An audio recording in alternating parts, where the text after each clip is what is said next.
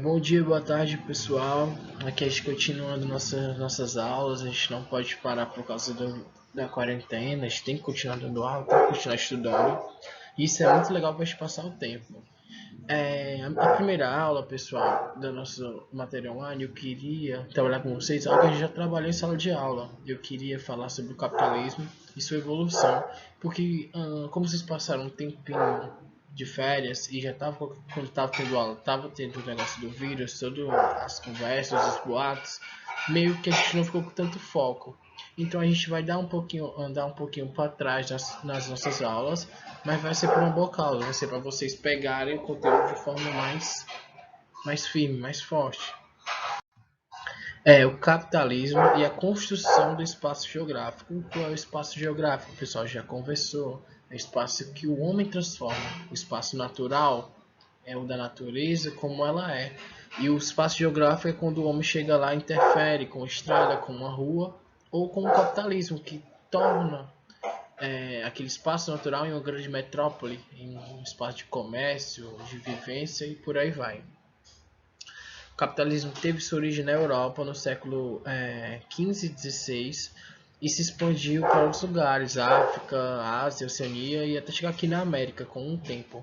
E é interessante que cada lugar o capitalismo ele se modifica para se adequar, tanto nas relações políticas como nas econômicas. O mundo não é o mesmo e o capitalismo nesses lugares também não atua de forma totalmente igual. É um capitalismo sim, uma estrutura, tem a sua estrutura igual, parecida, mas ele se modifica aqui e lá para poder se prevalecer.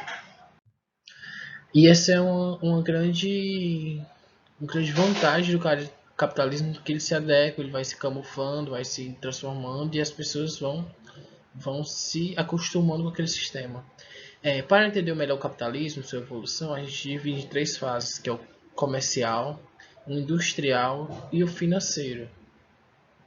As duas primeiras fases são mais relacionadas a colônia e metrópole. O que é colônia e metrópole? Brasil e Portugal. Vocês já estudaram história? Colônia, Brasil, 1500, 1600, 1700, por aí vai. Metrópole, Portugal. Então, tudo daqui ia para lá. As nossas riquezas, nossa, a nossa, como eu posso dizer, o controle do Brasil ficava nas mãos de Portugal, que era a grande metrópole. Então, existia um monopólio. O Brasil estava refém de Portugal. E isso é uma das fases iniciais do processo de colonização, se vai se perpetuando até que o Brasil se torne independente.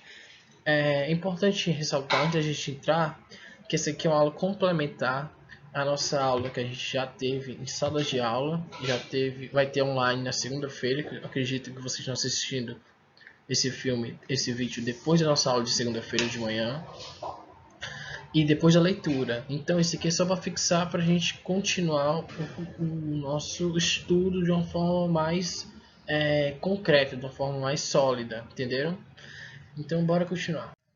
Como funciona o capitalismo? Vocês me perguntam, a gente já estudou. Tem como principal objetivo o lucro, né? Baseia-se na propriedade privada e nos seus meios de produção. O que é um meio de produção? As fábricas. Tem no dinheiro ou seu similar, cartão de crédito, cheque, seu principal meio de troca. Então, o que roda o capitalismo? O lucro, o dinheiro, que pode ser dinheiro virtual, cheque não, pessoal, cartão de crédito, cartão de débito, ou dinheiro físico, em espécie, o próprio dinheiro, a própria cédula. Funciona conforme a lei de oferta e procura da economia de mercado. O que é essa oferta e procura? Se eu tenho um produto que todo mundo quer e eu só tenho um, ele é caro. Se eu tenho um produto e ninguém quer, mais barato. Se eu tenho muito produto e pouca gente querendo, esse produto vai ficar barato. E se eu tenho pouco produto e muita gente querendo, esse produto vai ficar mais caro.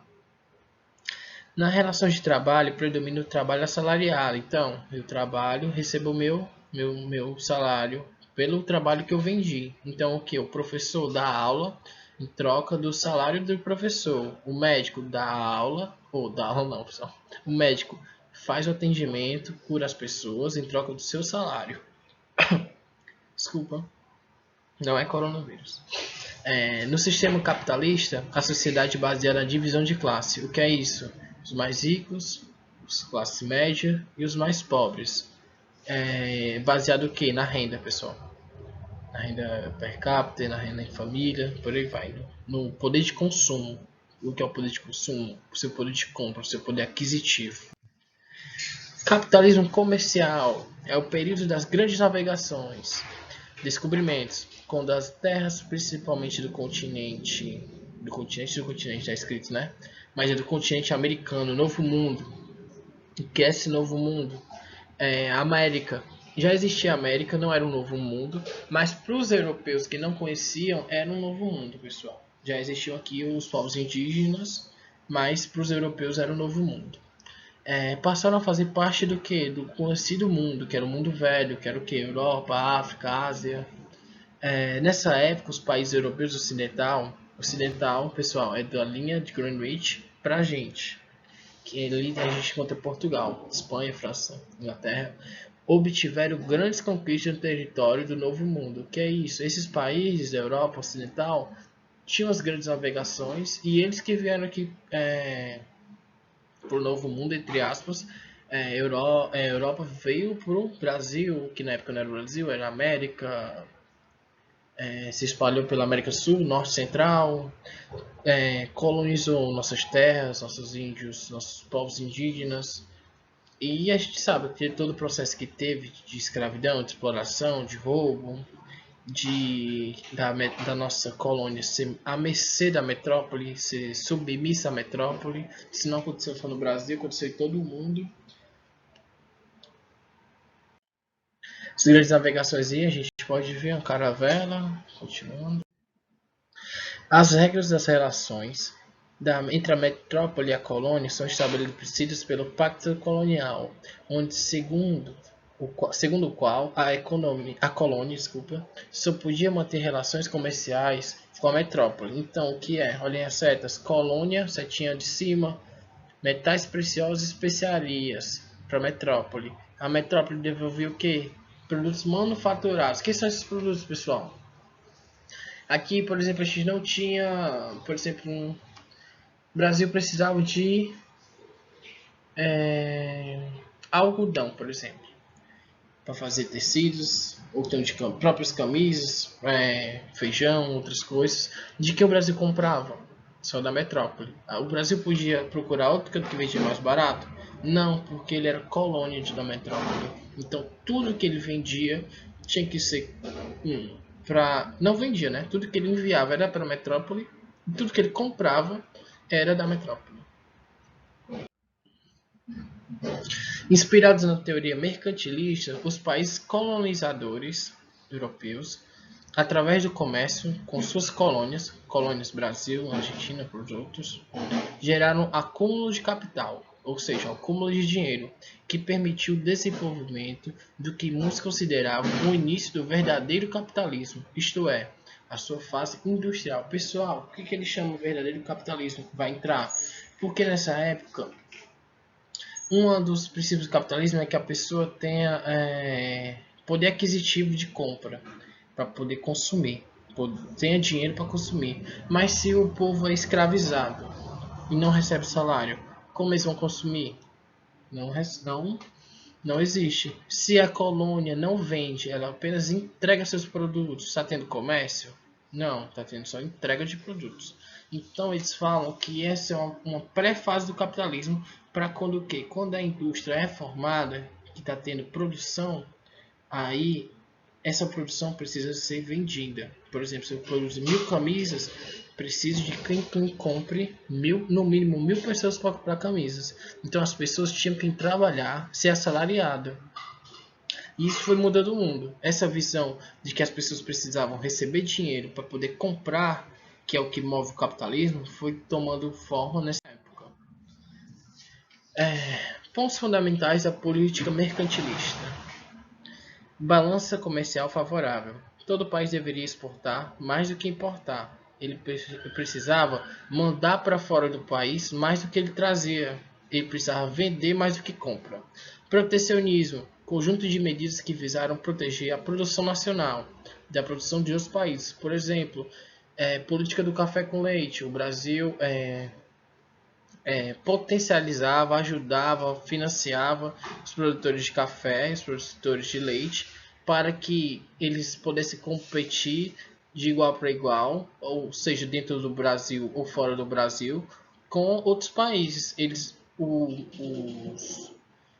O governo ele protegia o mercado brasileiro, seja com incentivo fiscal, seja com manobras, seja de qualquer forma, ele dava esse incentivo protecionista do interno. Então, já é uma política que conversa com aquela outra que o Brasil mais, ou o Brasil outro país, mais vende do que compra.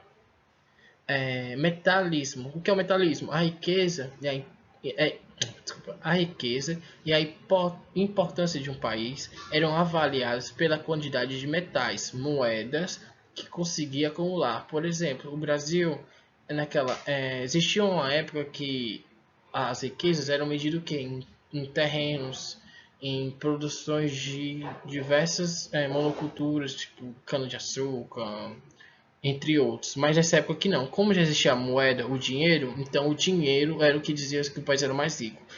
Existia uma época que não existia dinheiro, então o que quer dizer que era mais rico? Quem tinha mais ouro ou quem tinha mais diamante. Mas agora que tem as moedas, esse é o fator que até hoje predomina. O valor em espécie, o dinheiro virtual, ações, é o que mantém, é o que diz se um país é rico ou que um país é pobre.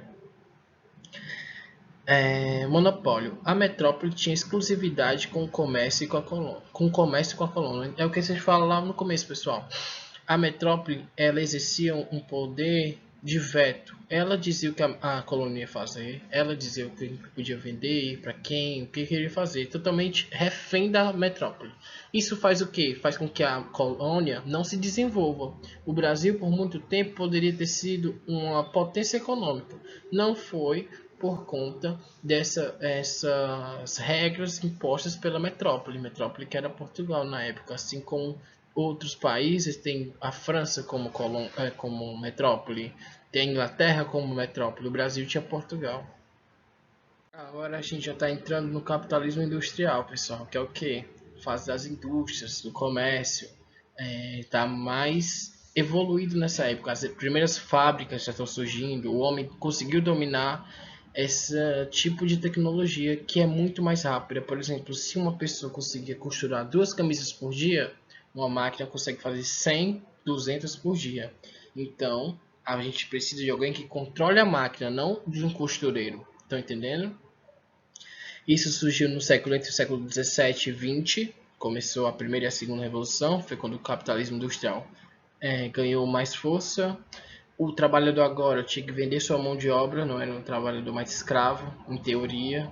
Ainda existia muita escravidão no planeta. Porém, o capitalismo exigia que a pessoa tivesse dinheiro para comprar. Então não é interessante que tenham escravos que não ganham muito dinheiro. É interessante que ele trabalhe, ganhe dinheiro e possa consumir do próprio produtor. Vocês entendem? Depois vocês podem pausar aqui o vídeo e ler com mais paciência, né? Que eu estou passando um pouquinho por cima. Lembrando que a fonte, o lucro é o que mais é avisado nessa época também, desde o outro tipo de capitalismo comercial. O lucro já tomava conta desse sistema desde o princípio. Aqui é um exemplo de trabalhadores nas fábricas, pessoal. Vocês podem ver aí, os trabalhadores, um processo de produção totalmente automatizado, e os trabalhadores eles fazem movimentos repetitivos, por exemplo, apertar botões, fechar, acochar parafusos, essas coisas, colocar uma coisa no canto e colocar no outro. Não precisava ser um técnico ou especialista em costura para fazer uma roupa, ou um sapateiro para fazer um sapato. Só precisava você controlar aquela máquina, apertar aquele botão para que ela funcionasse. E como era DIT, pessoal, é a Divisão Internacional do Trabalho. Nessa época aqui, ó, colônia mandava matéria-prima para a metrópole, ainda existia o papel da colônia, e a metrópole, que era industrializada, tinha as fábricas, devolvia não, né? Vendia os produtos industrializados. Vou dar um exemplo. Brasil e deixa eu dizer, Portugal nunca foi muito, não vou dizer nunca, mas já não era muito industrializado, então eu vou dizer Inglaterra. A colônia mandava, com autorização de Portugal, vendia matéria-prima para a Inglaterra, por exemplo. A Inglaterra, ela era industrializada, as primeiras fábricas surgiram lá, e então ela recebia esse material. Lá precisava de matéria-prima, tipo árvores, frutos, mil coisas, pedras preciosas, e elas produziam o material, por exemplo, produziam colheres, produziam relógios, roupas, entre outros. Depois vendia para a colônia, entendeu? Então a colônia manda matéria-prima para a metrópole transforma num produto industrializado, depois vende para a colônia de novo. O produto vai e volta. Capitalismo financeiro desenvolveu-se na Primeira Guerra Mundial, 1914 a 1918. O capital acumulado nas etapas anteriores precisava de outras atividades. O capital é o dinheiro, pessoal. Além de atividades industrial, para ser multiplicado, foi quando se desenvolveu os bancos, as corretoras de valores e os grandes grupos empresariais, e se iniciou o processo de concentração do capital. Pessoal, nessa época aqui, a gente vai ver muito concentração. Um banco, ele concentra o dinheiro, faz aquele dinheiro render com ações, empresta a juros, uma pessoa pega R$ 10, paga 12, então ele vai lucrando com o dinheiro. A união do capital industrial com o capital de financiamento bancário deu origem ao capital financeiro, que é a própria essência do capitalismo, que é o que? Lucro pelo lucro.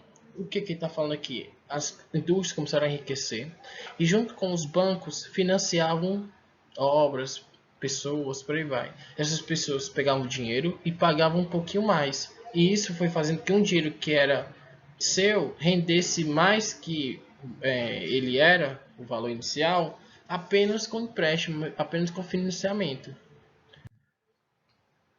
A concentração de capital nas mãos de poucas pessoas ou empresas trouxe como consequência a monopolização e depois oligopolização de vários setores da economia. O que é isso? A concentração de riquezas de poder ficou na mão de poucos.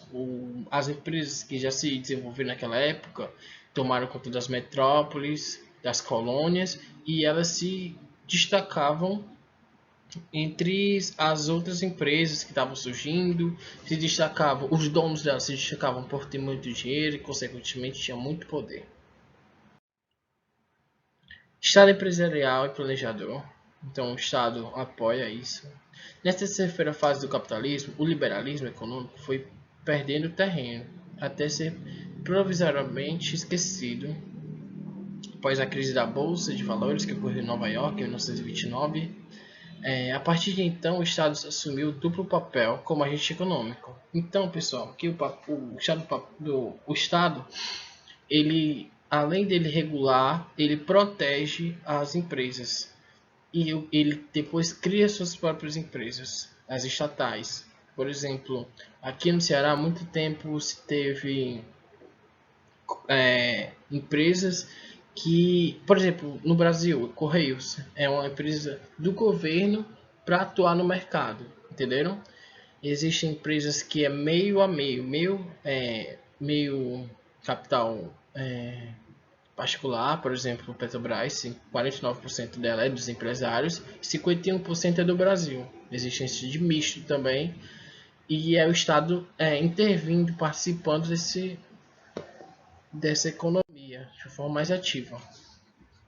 O keynesianismo, pessoal, keynesianismo, ele fala o quê? Que o Estado tem que garantir sim esse controle da economia, tem que se meter, tem que planejar junto com os empresários para não deixar tudo por água abaixo, para não deixar solto. Então, ele entende, o John, que foi o inglês que falou essa teoria, que o Estado tem que participar. Diferente do liberalismo clássico que fala que o mercado, as empresas vão atuar de forma livre, sem a interferência do mercado, sem a interferência do Estado, será melhor. Então, o liberalismo fala que sem o Estado, tudo vai correr de forma natural, sem a sua intervenção é melhor. O keynesianismo não, já diz que com o Estado é o que dá certo. O Estado tem que deixar a galera livre, mas ele tem que se meter, tem que regularizar quando for preciso. Mas aí, pessoal, dentro das empresas, desse mundo de empreendedorismo, se eu deixo um mercado livre, se eu deixo um mercado livre ou com poucas regulações, o que pode acontecer? Dois empresários se juntarem para colocar o mesmo preço, dois ou mais empresários se juntarem para colocar o mesmo preço e não ter a concorrência, que é uma das bases do capitalismo. Então, é o que chamamos de cartel. Por exemplo, um posto de gasolina está vendendo a gasolina a 4,50 e o outro posto poderia vender a R$ 4, mas ele não vai fazer isso porque tem um acordo com outro posto para não ter concorrência. Então os dois vendem a 4,50, tá entendendo? Mas não é só isso. O trust também existe, que é quando uma empresa A, tipo, a minha empresa se junta com a empresa, por exemplo, de algum de vocês, para se tornar uma empresa só, para dominar mais ainda aquele mercado. Por exemplo, é como se, deixa eu pensar, se uma empresa de sorvete se juntasse a outra empresa de sorvete que é concorrente dela, para elas ficarem mais fortes e assim monopolizar, ser dono daquele comércio de sorvetes. Tá entendendo? As empresas se juntam para ficar mais fortes e assim ter mais poder para competir, para dominar aquele território, aquele público. Holding é quando uma empresa domina várias outras empresas. Tipo, por exemplo, uma empresa administrativa administra várias outras, como um aglomerado também. Por exemplo, uma empresa que é dona, tipo, vou inventar uma empresa. A empresa Tavares é dona da empresa de calçados Pedro, da empresa de camisas Henriques e de bermudas ou calças ou de relógios, outro nome qualquer. Então, essa empresa não domina só uma área, ela domina várias áreas, por mais que ela tenha nomes diferentes naquela região, entendeu? Para não ficar só um nome, ela se divide em três e atua em setores separados, mas é só um dono, ou só um grupo, o dono. Conglomerados, pessoal, na maioria das vezes são as multinacionais. O que é isso? É quando ela atua em vários países de uma vez. Tipo McDonald's, tipo Fiat, Ford, Samsung, por aí vai. Elas centralizam o capital em só um lugar, só um país, mas ela tem sede em vários cantos, com várias ofertas de produtos, de negócio, vai diversificando onde quer que ela vá. Atualmente no Brasil, a formação de cartel e trust foi proibida por lei, mas alguns setores ainda continuam formando os cartéis para padronizar o preço. O governo brasileiro criou um órgão de Ministério da Justiça para fiscalizar e evitar os trusts. Pessoal, a gente sabe que nem tudo que é crime só porque é crime não aconteça. Cartel e trust, ele é crime e se for pego pela justiça, pela polícia, as pessoas vão presas. Porém, existe no Brasil. E a gente tem que fazer essa fiscalização e esperar também dos órgãos competentes fazer essa fiscalização. Não ache que não acontece só porque é crime. Infelizmente acontece sim. Durante o capitalismo financeiro surgiu três dígitos que a gente tinha falado, que é a divisão internacional do trabalho, bem diferentes. O do imperialismo, como é que funcionava? A colônia mandava matéria-prima para a metrópole e a metrópole mandava produtos industrializados. A clássica, a divisão clássica do trabalho, países subdesenvolvidos, não industrializados, mandavam matéria-prima para os desenvolvidos e eles devolviam o quê? Produtos industrializados, investimento e concessão de empréstimos. Eles não devolviam tipo de graça, pessoal. Eles cobravam, vendiam. Eu falei assim de forma mais reta, mas tudo aqui é feito na base do comércio, dinheiro, especulação. Nada é dado, nada é doado, né? Também o da nova ordem mundial, que é o que? Nesse mesmo período, com a industrialização de alguns países subdesenvolvidos, uma outra distribuição internacional do trabalho passou a conviver com a clássica. É aqui expressa o relacionamento entre os países desenvolvidos e os países subdesenvolvidos industrializados. O país desenvolvido passa para o outro lado, em forma de comércio, produtos industrializados, tecnologia, capital, empréstimos, e os países subdesenvolvidos industrializados mandam o que? Matéria-prima, produtos industrializados e capital, lucro de transnacionais e do capital especulativo, pagamento de juros. Lembra que os desenvolvidos financiavam algumas obras, emprestavam algum dinheiro? Aqui, ó, o desenvolvido ele vai pagar pagamento de juros de dívida externa, royalties pela propriedade intelectual. O que é royalties, pessoal? Eles estão pagando pelo que eles consumiram, por exemplo, uma tecnologia que eles puderam usar, tecnologia para fazer trator, avião, jato. Eles pagam essa tecnologia para os países que detêm a propriedade intelectual.